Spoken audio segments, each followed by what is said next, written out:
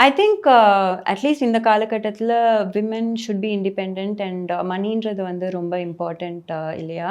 So அப்படி பார்க்கும்போது ஒரு பேஷனோட எந்த ஒரு ஒர்க்குமே இந்த இண்டஸ்ட்ரின்னு இல்ல. எந்த ஒரு ஒர்க்குமே பேஷனோட நம்ம பண்ணோம்னா, அது ஒரு லாங் ரன்னுக்கு வந்து இட் கான்ட் கோ இல்லையா? Yes, so yes. அதனால வந்து maybe when passion and your individuality hmm. And your professionalism இது எல்லாமே நீங்க சேர்த்து பண்ணும்போது, I think income will automatically flow.